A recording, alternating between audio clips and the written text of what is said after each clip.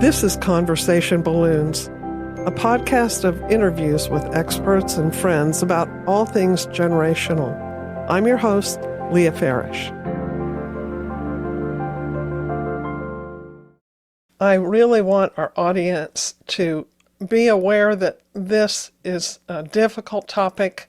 We're going to be talking about some upsetting things, and it may not be a topic that your children should hear, so use your own judgment. But in talking about child soldiers, we're talking about difficult and horrific things.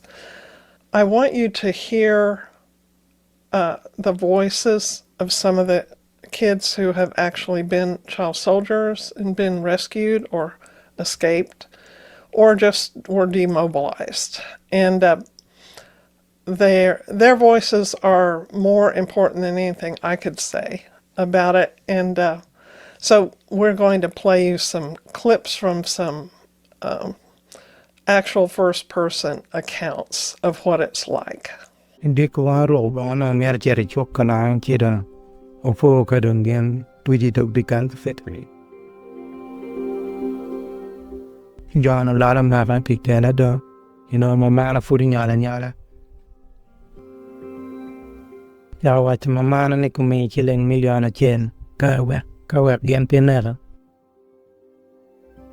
Kiton do chachin wijariam kitty.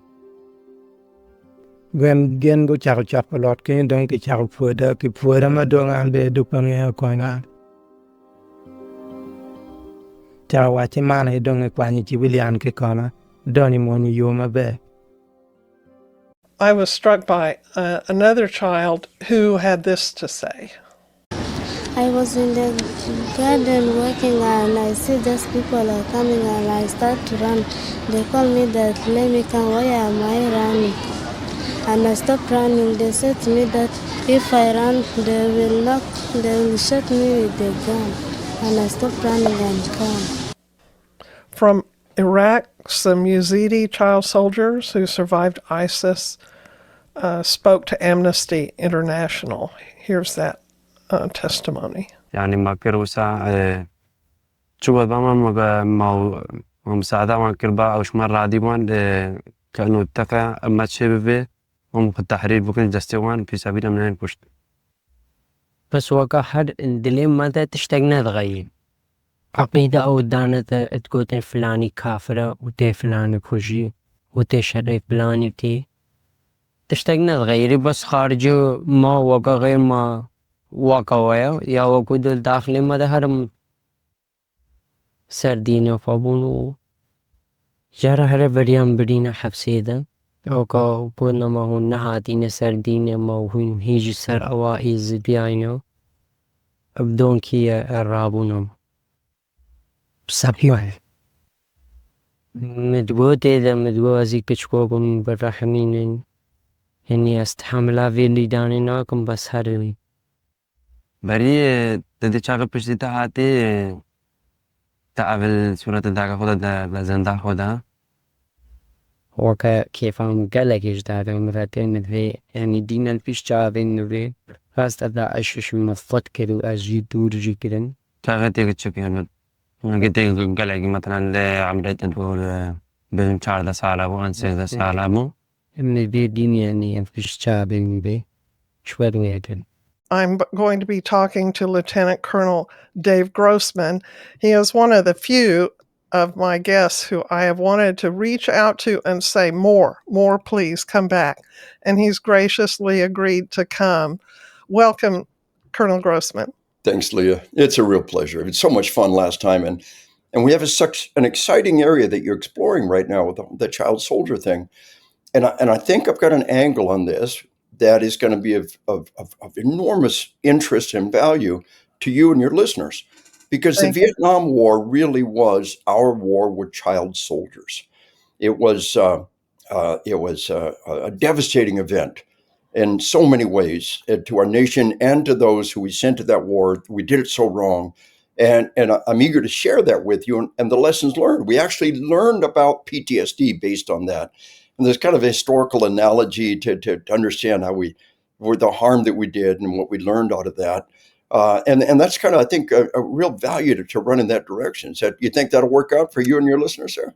I think it would be very interesting and important because, our country is where we have influence. Now, we do stream in 11 countries, so, Congratulations. I know that Hey, and you say for the things of record, universal value. congratulations on being in the top 25% of all podcasts. That's an amazing achievement. Well, There's thank you. a vast pool of, and I'm such a huge fan of the podcast revolution. Those who are providing deeper information, those who are seeking deeper information, and it's a beautiful thing. And you're doing mighty deeds out there. So glad to be on board with you and your great listeners. Well, thank you. I just want everybody to know that our previous episode was about especially the cause of mass killing by our especially adolescents. Yes. And I'll refer to that. I'll give you the link to that prior episode in our show notes. Colonel Grossman is a retired Army Ranger and former professor at West Point. He has published in the Harvard Journal of Law and Policy, the Oxford Companion to American Military History, and his credentials go on and on. He's an internationally recognized author, and a recent book, his book, which one was it that was Book of the Year in Ukraine? Well, my book on combat is Marine Corps Commandant's Required Reading List for over 20 years, translated in many languages. It came out in Ukrainian. And last year, that it was early in 2024, it received a Book of the Year award.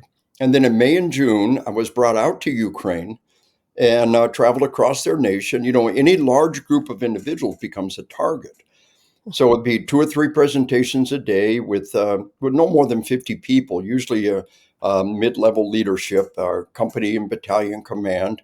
Amazing people, amazing insight, and really has an application to our subject today of child soldiers, because they draft at age 26.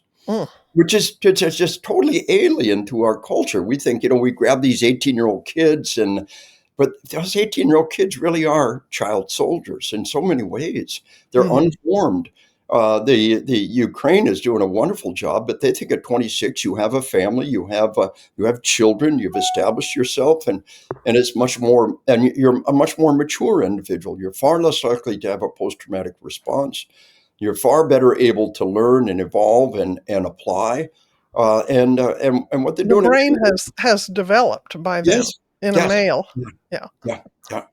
So that here we were, you can volunteer at age 17, and let's go back to Viet Nam, for example, and a fair number did, but you can be drafted at 18. So we took these 18-year-old kids in Vietnam, and we didn't have an officer corps, an NCO corps. Really, what we did was we took the best of them.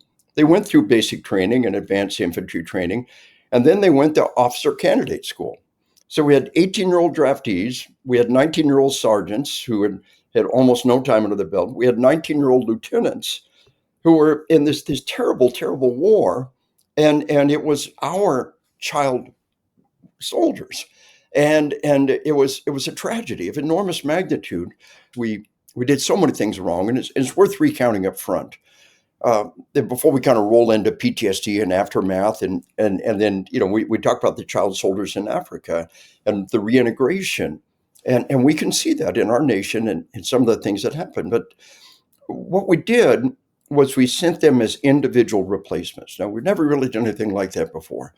So they arrived knowing nobody. They were the FNG, the effing new guy, the cherry.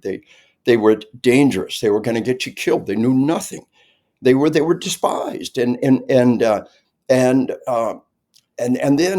over the months, they got to know everybody, and the new guys came in, and they began to lean on them and depend on them, and at the end of the year, they were the senior guy. They were the one everybody looked up to, and then they abandoned their friends in the middle of the war. In the middle of the fight, they were pulled out of the war, individual replacement, plug them in like a spare part, pull them out like a spare part, and send them home by themselves to be condemned. And it really did happen. The idea of the skinny hippie spitting on the burly Green Beret, it really did happen. All of this is in my book on killing. We talk about what we did to the Vietnam veteran, the individual replacement, and then the lack of reintegration. They were usually soldiers would march home together. They would sail home together. They would have an opportunity to debrief and to depressurize and have time to make that transition from combat. But now we took them as individuals. We put them on a jet, and 48 hours later, they'd walk onto an airport in America. And there was an article. A book. Hang on just a minute. I hate to interrupt, but so are you saying that it's better to like train a unit and send the unit over together? Yes, they know each other, they trust each other, Okay. and what maintains people in combat is one guy called it weaponized peer pressure, and this it's a funny thing that these kids in combat, men in combat, they will die for each other. They don't die for their country. They don't die for anything else. I did an interview fairly recently on the Nazis versus the Russians in World War II. And it was evil versus evil. It was evil to the second power. The Soviets, just meat grinder tactics, and the Germans. It was evil to the second power. But here's normal people. It's just kind of like you and I, right? And like your father, your brother, in the middle of this evil war. Mhm. But what motivates these people is just simply trying to keep their friends alive. Mhm. Audie Murphy was the most decorated American soldier in World War II. He was asked one time why he did it. His answer is very simple: they were killing my friends. Wow. That's so. So if they know it, you throw a group of strangers front lines together, they don't know each other, they don't care about each other. As soon as it's dark, as soon as people are getting killed, they're out of there. But you put together a band of brothers, men who and now women who know and trust one another. They'll fight long and hard for each other. So this is one of the key factors in combat. And when we talk about our child soldiers, look at Africa. Are they being brought in as a cohort, or are they just being thrown in, one by one, willy nilly? You can keep them on the front lines through terrible, fear that you fear the people behind you more than you fear the people in front of you. But that is not a good mechanism to get effective combat out of your troops. Mhm. One of the things we did in Vietnam was we tricked them into killing through training. Throughout, in World War II, the vast majority of their troops wouldn't pull the trigger. It was a training flaw. We taught them to shoot bullseye targets. No known case in bullseyes are attacking our troops. But then in Vietnam, we learned how to make killing a conditioned response. Nobody shot a bullseye. A man-shaped silhouette pops you in field of view. And again, this is all in my book. And you hit the target drop, stimulus response. So we essentially tricked. There's this powerful resistance to killing our own kind. We look at some terrible murder in the news. Oh, that proves that mankind's a killer. Well, it's an outlier. It's one in a, we're a nation of 1/3 of a billion people. Explain the 99.99999 who didn't kill anybody today. Explain that. So there's this powerful resistance to killing from many different dynamics. And we overcame that resistance with the Vietnam soldiers. We made them great killers. We tricked them into killing, and then we sent them home, and they were spit on. A guy named a syndicated columnist out of Chicago said, "Did anybody really have it happen to them? Be spit on. Did it really happen?" And he was deluged with letters. And it was just heartrending letters. People said, "I never talked about this before." And again, that's all in my book on killing. He put it in a book called Homecoming and organized them. And it really, really did happen. So kind of the capstone, the whole Vietnam issue. We actually coined and understood the concept of post-traumatic stress disorder because of what happened in Vietnam. We had by far the highest amount of PTSD. Now, we never had the term PTSD prior to Vietnam and post-Vietnam, but we can kind of track it, post-date it, and look for it. We're never anything like what happened in Vietnam. And I think the veterans of the the war in Iraq and Afghanistan, there's almost like a cultural understanding of what we did wrong in Vietnam, and to try to do it right for them. A lot of them, they almost grow tired of saying hearing thank you for your service. And I tell them the Vietnam veteran would have given anything to have been treated like you were treated. Oh yeah, that's Yeah. so true. So Yeah. there's our experience with child soldiers that a lot of people, just kind of right up front can kind of put it in perspective. We've never had anything like it before or since. We've hopefully learned our lessons. Mhm. The military is just is not a monolithic entity. It's just this bunch of components. The Army does this division does that, the Marines do that. The new general comes in charge, and every 2 years everything changes. But I think we've institutionalized the knowledge and the understanding. But it brings maybe the idea of the child soldier. No offense intended to magnificent Vietnam vets who answered the nation's call, who fought in a terrible war. Sure. The vast majority did not get PTSD. Like the World War II veterans have post-traumatic growth. But we really need to learn that lesson, and it kind of brings it home for a lot of us when we talk about something alien out there with these child soldiers in Africa. Maybe we can have a better understanding of it. So how does that integrate? Now, you've been doing all kinds of wonderful work and research and study on Boko Haram and the terrible things happening in Africa. How's that weave in with your research and your understanding?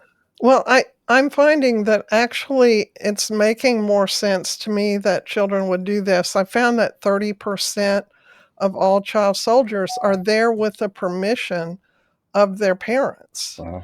And many parents, they have other children at home and they send a few out to be on the front lines to protect them. They don't have a functioning government army that will protect them, or they feel like the militia is the one that their child needs to Right. support because their government isn't functioning well. And desperation, not feeling like they have a future anywhere else can motivate a child to go. Of course, many are abducted. Many are forced into that.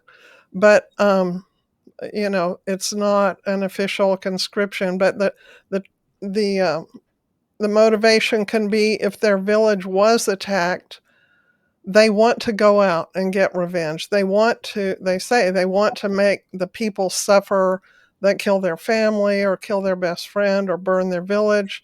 So there's this revenge motivation. A lot of things that maybe aren't operative when our troops go to war, but they're universal feelings, Yeah. and they're unfiltered by adult judgment. This is real application because I think, I'm a military historian and a West Point psychology professor. What you just said is representative of warfare throughout most of human history. Hmm. When I study particularly the wars in England, and they'd sweep back and forth. They'd sweep through the village, a lot of rape, and they confiscate what they wanted, and they would take the young men and the boys, and they go off to the battle. And they had it was everything you said applies throughout most of human history to what warfare was really like. This is powerful. I never really connected those dots because this Yeah, is I remember even in reading War and Peace and yeah. how, it showed how some of the people that, even in a very sophisticated society Yes. under the Tsar, they wanted to go for the glamour of it, for the Yes. glory of it. They had no concept of the savagery of it.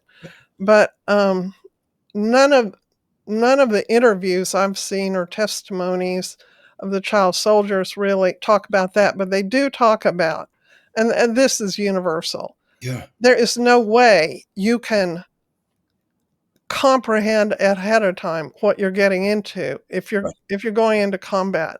Yes. It was 1974. Private Grossman staggers into the 82nd Airborne Division, and we had Vietnam vets all around us.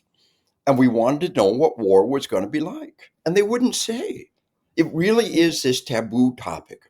And I thought what was at the heart of war was killing. And fast forward, Captain Grossman, Army Ranger, infantry officer, going to teach at West Point. Uh, and I'm asking people, and they will say, and that sex analogy really is valid. If somebody asks you about your sex life, how often you get it on, you're not going to tell them. But if Masters and Johnson, some scholarly study asks, you might tell them. And that's what happened to me. They would tell me, and we would put this stuff together. And General Westmoreland said that there's never been anything remotely like it, to his knowledge. Mm. But what I found out was that what was at the heart of the combat was not so much the act of killing for the mature individuals who prepared themselves. It was crazy things like auditory exclusion. You don't hear the shots, tunnel vision, memory distortions, memory gaps, slow motion time. People actually see the bullet. They watch the bullet come out of the barrel. They watch the bullet hit people. It meets every definition of a psychotic episode. Mm. And then you re-experience the event, which is not PTSD, but how you deal with it will decide whether or not it becomes PTSD. And that became my second book on combat. So my life goal has been to that very illuminating that uncomprehensible realm of Mhm. combat. Well, and how the memory behaves Yes, afterwards. yes, And one thing that I wanted to talk to you about was how we train soldiers to, like you say, overcome the resistance, the natural resistance to killing versus how these child soldiers are trained because it's barbaric. But I presume, we don't treat them in a barbaric way. But one of the things I've found out is the importance of drug use in getting these kids ready, getting them desensitized. They use tremendous amounts of marijuana and cocaine to keep them awake. They use kids who are not very strong to just be sentries at night and keep watch out in the cold. And so they give them drugs to keep them alert well, and give them marijuana to keep them compliant. And, they hype them historical. up and then relax them and everything. And they teach them early, Yeah, give them experiences in torturing someone, yeah, perhaps even attacking their own village, attacking their own parents, yes, making sure that they, like gouge out their eyes or yeah, disembowel them or whatever, so that they're murderers, yeah, not just soldiers. yeah. They want to make them murderers and torturers. And how is it that we train soldiers to be lethal, Yeah. but not turn them into monsters? Atrocity entraps people Hmm. because once you've committed a murder, you're outside the bounds of normal society. You can no longer. So atrocity is a form of empowerment and entrapment, but it is a terrible, terrible, flawed two-edged sword. Because we think the classic example is the Nazis and the SS and the atrocities, and they could not surrender. They've got to go down in a blaze of fire. Why did the Germans not surrender? Throughout history, you don't have to go and beat them and hunt them out and destroy their capital. At some point, you say, okay, we give up. But the Nazis were simultaneously empowered by these atrocities and entrapped by these atrocities. And so atrocity has this, it is something we don't ever want to tap into. We don't ever want to use. And yet it's a quick and simple solution. In its own right, it's like a drug that, the Nazis, we talk about Nazi meth. The Nazis were empowered by meth from the beginning of the war. Later in the war, we blew up their chemical plants, and so they learned to produce their own meth locally. And thus the idea of this little Nazi meth, where you produce your own meth with various things. But the Nazis, early in the war, the meth empowered them. By the end of the war, they were just hollow shells. Hitler was a drug user throughout that process. And they were all, at the end of the war, they're these hollow shells of human beings. They're so invested in atrocity, they could not surrender. They had to go down to the bitter end, because they've been entrapped by committing these horrible, horrible crimes. And so we make killing a conditioned response. Pop up targets and simulators, and we do it under discipline. They're 10 years, 20 years in Afghanistan, and the number of atrocities is just minuscule. There are some, but they're so incredibly rare. And again, 20 years in Iraq. So we've tried so very hard, and with great success. I think we live in a society that has no tolerance for that. Any atrocity that would have been committed. The other thing that happens too, you get these young men, is rape. The comfort girls. We see the Japanese in Korea and these comfort girls, and they were just mass rape of these girls, and that was part of the mature process. Because now I'm a man, I've killed somebody. The Japanese and the rape of Nanking, I talked about it in On Killing. They would have a ditch that would go on forever. And in the ditch would be stakes, and tied to each stake would be a Chinese soldier. And the Japanese, young, unblooded Japanese soldiers, one by one, would climb into the ditch and bayonet this guy to death. Oh, gosh. And while their friends all on the banks, just cheer them on and applaud their behavior, and then they come back. They all come back from this slaughter of innocents, and they throw them in, and they rape these girls, these comfort girls. They have this sex, and so the Japanese use of atrocity again. And there's another group that they couldn't surrender. They had to be beat into submission. They had to be nuked into submission, because their leadership, having used atrocity to empower them, were entrapped by it. But the drugs are interesting, because in the Western way of war, we've almost always used alcohol. And the greatest example is the British Navy. And the amount of alcohol the average soldier or sailor imbibed in is astounding.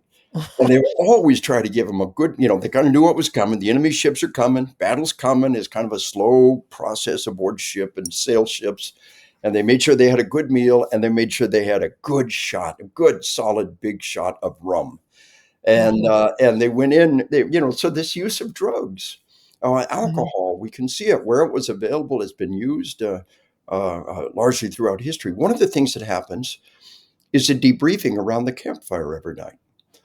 And that's been historical. And to a certain degree, in modern war, that's been lost. We don't have the time to, throughout history, war stopped at night, unless you were in various stages of fleeing and being slaughtered.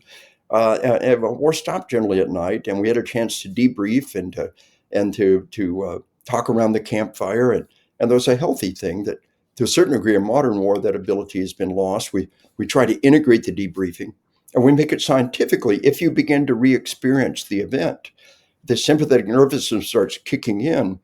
That's not PTSD, but it becomes PTSD if you try to never talk about it, never think about it. What you got to do is make peace with the memory. One of the simplest of all tools is taking a big drink of water. The big drink of water pulls you from sympathetic to parasympathetic processes. So here you are sitting around a campfire. Everybody's got a beer in their hand. In Viet Nam, they did a lot of that. Everyone got a beer in their hand, and they sit around the campfire and they talk about what happened, and they start to become emotional. They stop, take a big swig of beer, and it's powerful. You breathe, the water hits the stomach, parasympathetic process. You go from fight or flight to rest and digest, and you regain control and begin the process separating the memory from the emotion. Well, in 20 years of war in Iraq and Afghanistan, it's the first war we've ever fought without any alcohol. So a beer around the campfire is, as long as you don't get drunk, is pretty effective. And you take that swig and you talk about it and you regain control, separate the memory from the emotion. I've often wondered in this war where we said, no alcohol, or, the British didn't do that. Other people did. Said, you Americans are pretty strange. That to a degree, we've maybe missed something. Wow, such a simple God-given response, Yes. that's natural. Yes. I want to get back to what you said about rape. Unfortunately, that's a huge feature of child soldier life. And when I read Ishmael Bey's book, A Long Way Gone, a memoir about being a child soldier and how he came out of it, he later said, I wondered when I read it, why are there no females mentioned in this whole book? Yeah. And he later mentioned, I decided not to talk about the girls because I decided that was their story to tell. Wow. But I was reading that 40% of all child soldiers are girls, Ah, and 66% of human bombs are females. wow. Wow. And they bring in girls because some of them want to join, Right.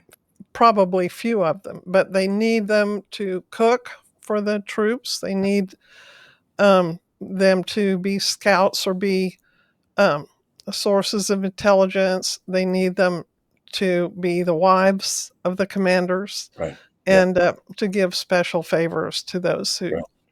Yeah. distinguish themselves. And they're totally exploited. And Absolutely. their Absolutely. reintegration Oh, back, if they can escape or are rescued, they are not accepted because sometimes they come back pregnant, yeah. or there's just everyone knows Yeah. that these girls are not, of the standard of purity that the village has, and they're just ruined. And it's When we talk it's about child it's soldiers, even doubly hard, I yes, think, for the throughout females. history, military historian, psychologists, and when we look at the trauma of war and the horror of war, and what soldiers endure, I don't think we should ever forget that however hard it is for the boys and the men, war is orders of magnitude harder for women. Uh, the breakdown of civil society, the ones who so often pay the price. Like you said, you think, well, there's some female soldiers. No, they're not. They're exploited, as you said. It's a good way to put it. It's almost too sterile a word to use for what's being done to them. And it is, like you said, it is a story that needs to be told. I have to ask about Yeah. the soldiers in Ukraine, and what is their mental state? How are they Yeah. holding up? And I know that you would Uh-huh. have equal compassion for Yeah. Russians who are Yeah. Certainly. enduring this, Yeah. but you got to be up close and personal with those people, Well, let me tell you. especially young ones. How are they doing? I know they're 26 or older, but Yeah. how are they doing? There's something fundamentally new in modern warfare.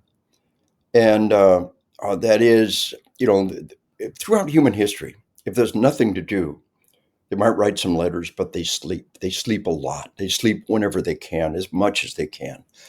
And they can sleep through anything. We learned in World War I and World War II that they can sleep through artillery barrages and never know what's happening.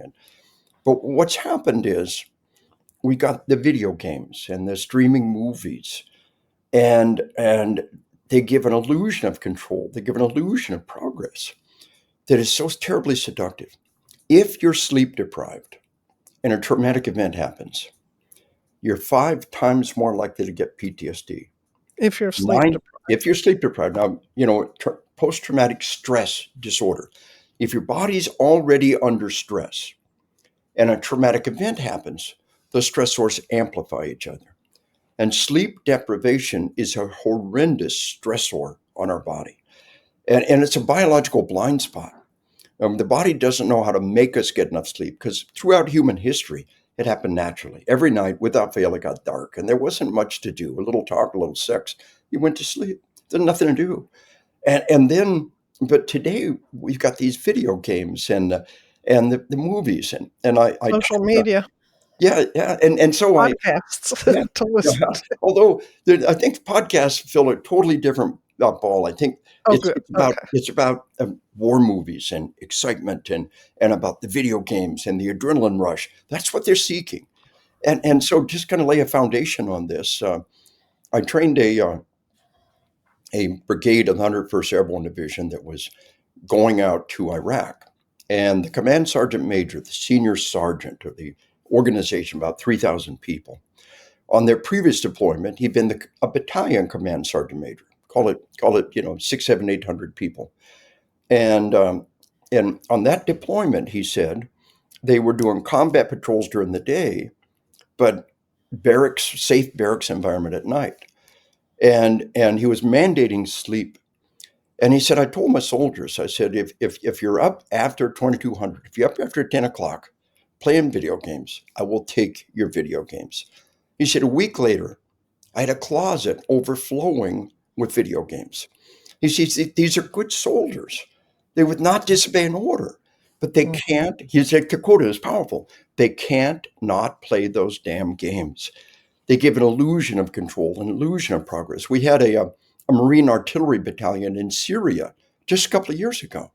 And they came home and there's suicides and PTSD. And they say, oh, it's all these fire missions. No, for years on end in World War I and World War II, for years on end, hundreds of thousands of people fired artillery without ceasing. And this didn't happen to them. But what was happening to these troops, I believe that, and I've got some corroboration now, that they got off, and so what they were doing was they were playing video games and they're watching these movies, and there's this constant hyper innervated dynamic and this illusion of control, and this, the video game you're successful, in the movie you're always successful, and so it's this illusion of progress. So here these Ukrainians in this terrible meat grinder of a war. What if it was my grandson? What if it was my son? And I've got like 1 hour to give them the best information I've got to help them out in this process. And a couple of insights. They do believe in that war. They're invested in what they're doing. They do not like their president. Every time I mentioned him to a group, just stony silence. They had, I thought they'd be, they thought, I don't need a ride, I need ammo. What are the great lines in history? How the world's behind you and they support you. Every time I mention their leader, they just clam up. They can't say anything against him, but they're not going to say anything for him. It was an interesting insight, and yet they believe in the war and they want to stop the Russians. They want to preserve their country, and to a large degree that's been the norm throughout history. But here I am, half of what I had to talk to him in the short time was about sleep management. And if you're sleep deprived when the bad stuff comes down, one body of research says you're 5 times more likely to get PTSD, 9 times more likely to be depressive disorder, and 6 times more likely to have suicidal ideation. So sleep deprivation plus combat, 5 times more PTSD, 9 times more depression, 6 times more suicide. Yeah, but again, soldiers throughout history have probably been sleep deprived just because of the stress of battle, right? Absolutely. So, like, we have one they study. didn't have electric lights or Right. video games. We always rotated them out of the front lines. We learned early on in World War I and World War II, we learned we had to rotate them out of the lines. We got one great study in World War II on Normandy Beach. A group of psychiatrists followed the troops. And for 60 days, we had people who really could not escape combat. On Normandy Beach, early there were no rear lines. There was no capacity to rotate a lot of people out of the combat zone. And of those who are left after 60 days of inescapable day and night combat, 98% had become psychiatric casualties. Of those who were left, 98%, at least temporarily, were driven crazy by combat. Now, give them a break. Most of them get their feet back in the ground. So Ukraine's pretty good about rotating people out of the lines, but it's hard. But what was happening was I had one captain, probably company commander. He said, well, you never know when the Russians are going to bomb us. Now, first, why is he sharing this? People are looking at him. You never know when the Russians are going to bomb us. And so you can't sleep. Now, history tells you you sleep through anything. So I play video games. He said, I play video games because you can't sleep. And his friends are looking at him like, are you hearing yourself right now? Why are you telling us this? Obviously, he knows it's wrong. Obviously, he knows that he can't stop it. And he wants somebody to tell him it's okay or to help him stop it. And the desire, another one, another briefing, another presentation, another group. And this is just spontaneous. I had to say this. Another young captain, company commander, maybe, he said, well, I have terrible nightmares. So I don't want to sleep. So I watch movies. I watch movies so I don't sleep. And of course, this is so dysfunctional, so pathological. His friends are looking like, why are you sharing this? But why is he sharing this? Because he's sharing this dysfunction. He says, I've got this movie and I'm addicted to these movies. And they're so much better than life. And they're so much better than nightmares. And I watch these movies until and it's not improving. Or I play these video games. So there's a new phenomenon in modern warfare of that stealing their sleep and the necessity to be absolutely. Well, and it trains them too. And I said this, we kind of covered this in our last interview, but the video game also, when you're hit, you don't feel it. Yeah. Yeah. And so it trains you to expect that warfare doesn't really hurt. Yes. And, Yep. you know, And when yes, you've you seen have the bad side of control. warfare, you want to escape back into your fantasy Yeah. warfare. Yeah. And yeah, some of the child soldiers talk about that they show violent movies back in their camps. They'll start up the generator and show Rambo or anything with lots of, bloodshed and Oh, yeah. And they're whatever. drawn to that. Just to kind of help them, feel that this is normal, I guess. It normalizes it, for one It's a thing. good way to put it. I seem to remember some policy in the military changing around. I don't know if it was during Viet Nam, but there were restrictions loosened on what literature could come in to active duty, Yeah. barracks. Yeah. Um, there was a big First Amendment controversy I could see that. over whether the military could limit what they read and what they did in their free time, Yeah. and it was very much, the restrictions were relaxed. Yeah. There were more concerns about First Amendment concerns about people in authority in the military promoting Christianity, praying with the troops, how aggressive or visible the chaplains could be, and I think some of that got put on in the background at a time. I know my father was given a Bible before he went into combat in World War II. They all were. Yeah. That kind of thing, because of Establishment Clause concerns, has been limited, but I think it has affected the ability of the troops to find, comfort and respite and purpose I think that it's they a whole had insight. before. Even if they didn't always accept it, they knew it was floating out there. I wrote a whole section on Vietnam and all the varying aspects, and I completely missed that one.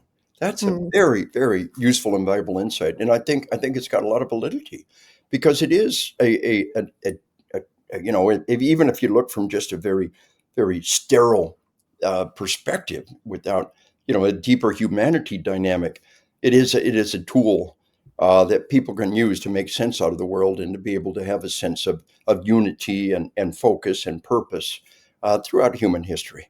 And you pull that away, and it is one of the decaying aspects. I think we've had in 20 years of in Iraq and Afghanistan and other the global war on terror. There's been a pretty good balance in that, and it's not been seen as going maybe too far in one way, because there's been general order number one. Iraq and Afghanistan, general order number one: no alcohol, no sex. We never sent people to war for a year and said no sex. They always, went off the base. But here we are, an Islamic nation, and we're trying to integrate into this Islamic nation, not offend them. So this idea of no alcohol and no sex, in a way, it's almost taken that Puritan concept without the religion and tried to take it to a new level, which makes the global war on terror, at least Iraq and Afghanistan, something significantly different. Now, are some of the things that are important in reintegrating child soldiers or young vets, are those two kinds of reintegrations, are those related also to like law enforcement that have been involved in a deadly incident? Do they have the same kind of trauma? And in many ways, they do. Law enforcement, they're in a deadly force incident. They just use their weapon to often save their lives, and then for intelligence purposes, that for investigation purposes, that weapon's taken away from them, and so they're almost left naked and alone after having as the threat is still out there. That I talked about that on combat and how a leader, once we assess this guy's still in good shape, I said, your weapon was taken for for investigative processes, but I've got a backup here, take mine. And it's like you just walked up and took your own jacket off and wrapped it around them.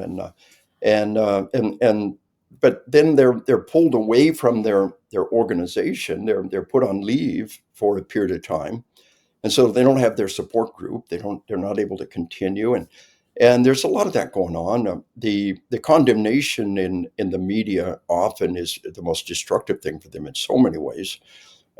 And we've gotten pretty good at this. The law enforcement community has made enormous inroads. We've got this peer support program, we've got other program. It still comes back to leadership.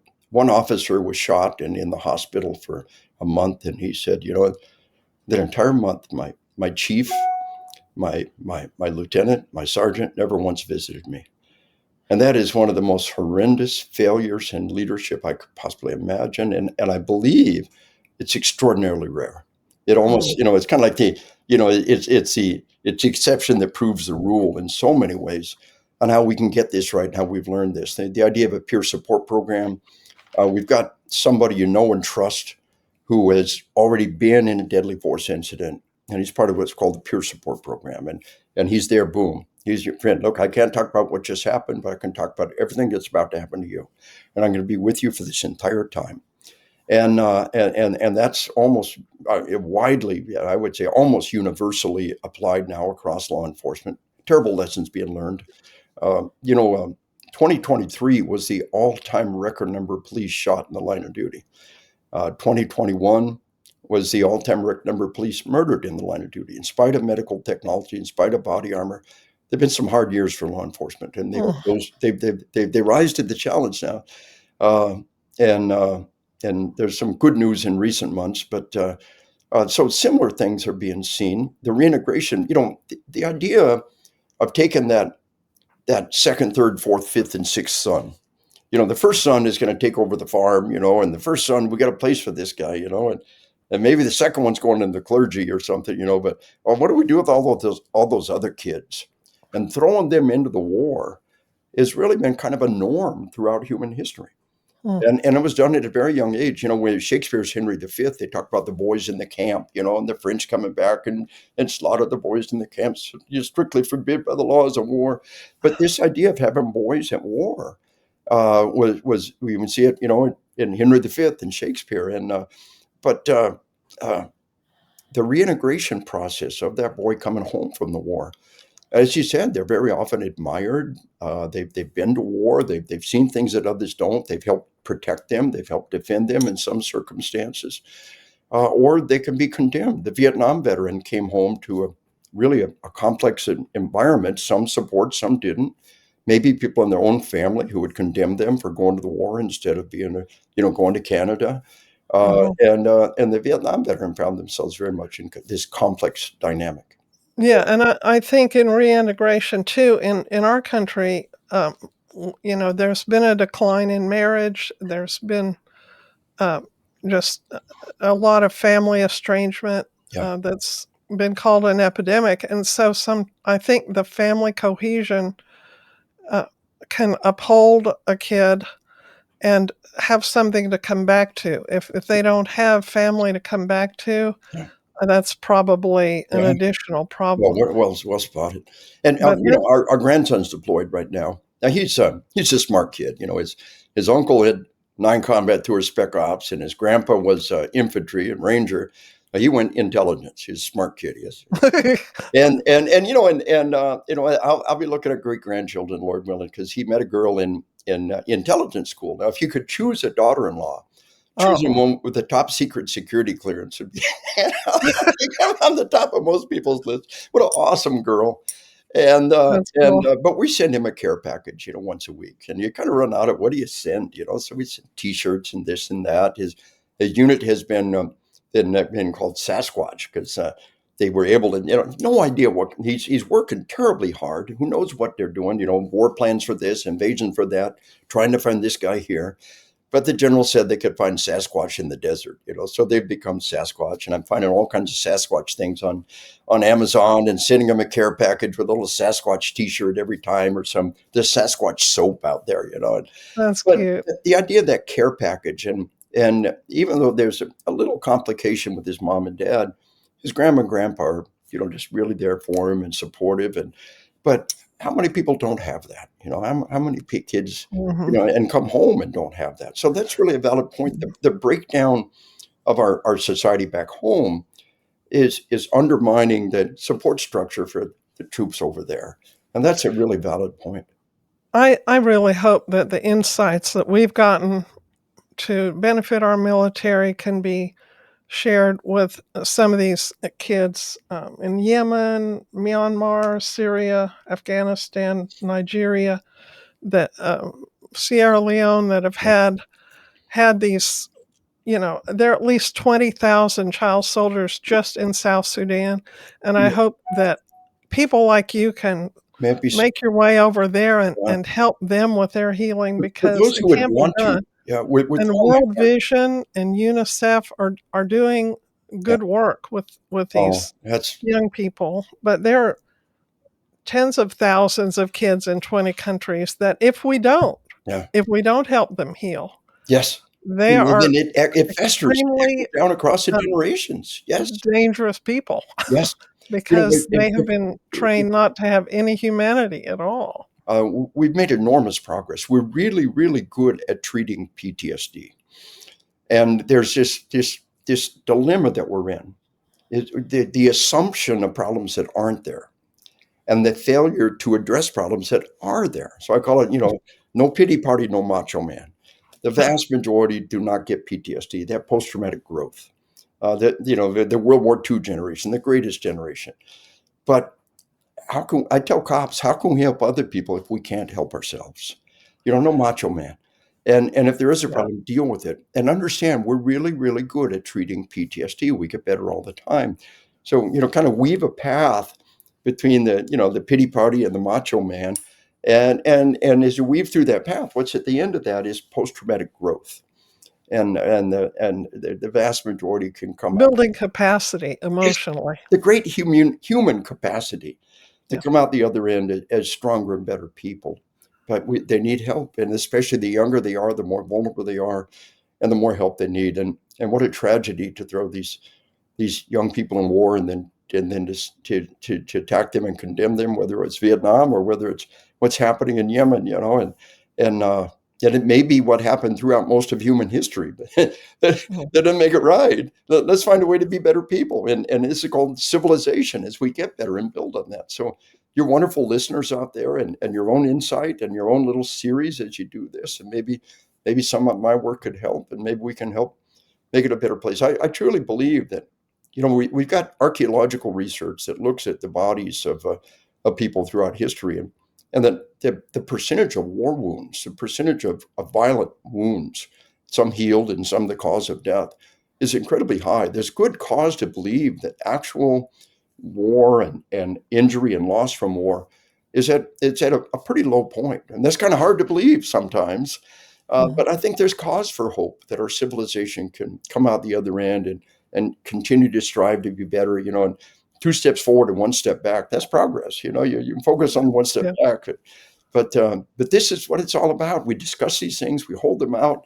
Thoughtful individuals seek out the podcast. We honor you. Thoughtful individuals prepare the podcast. And maybe we can just take an hour and try to push things in a little bit better direction towards a little bit better world. Well, I thank you for your valuable time and your insight and your service. Yeah. Thank you for your service. And you too. It's truly an iron sharpens iron situation. Well done. Congrats on all you're doing, Liam. And God. Well, thank you. Thank you very much. And we'll keep you in mind and pray for your safety wherever you go. Subscribe and review Conversation Balloons on your favorite podcast platform. Find me at leahfarish.com and on Instagram at LeahFarish.